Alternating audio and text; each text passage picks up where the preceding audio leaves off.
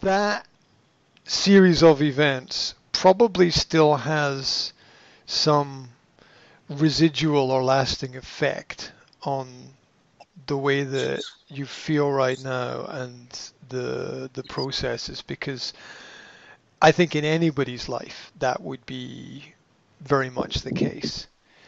That a lot of what we do in the present is semi-predetermined by our past actions, and something that's personal like that is and as you described it, like a volcano, right? I mean, you don't you can't ignore a volcano, right? It's such a powerful image, um, and it's a great example of how if you don't live in real time with your relationships, then things things explode. Look at relationships don't fall apart overnight. They don't fall apart like that. There's an end point, right? But the end is always visible at the beginning. And I subscribe a lot to that, because that when I look back at my own experiences, um, I think that with hindsight, looking back, it's much more obvious that where it's much more obvious where exactly everything was going that I couldn't see at the time. And very much when you get to the end of something, you can look back and see, okay, this was actually the logical way for things to go based on what happened.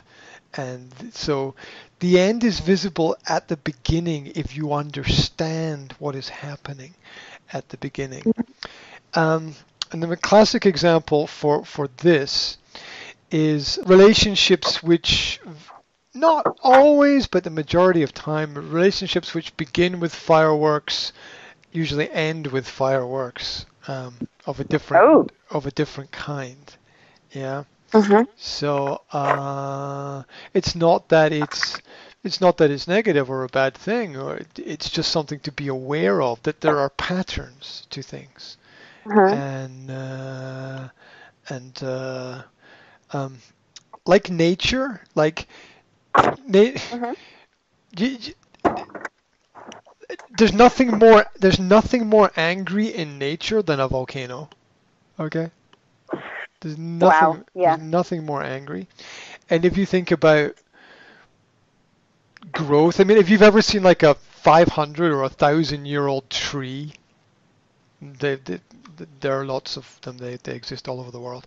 And you look at how it's grown and the shape of the branches and the struggles it's had to overcome, and you realize that at one point in time it was a tiny little shoot in the ground just trying to grow up, but you realize it's Mhm. overcome all this adversity and bad weather and um, the effect of humans on their environment, and then you realize that the slow growth creates strength. Just like if you've ever tried to like push over a tree or something, yeah, it's impossible because it's growing Mhm.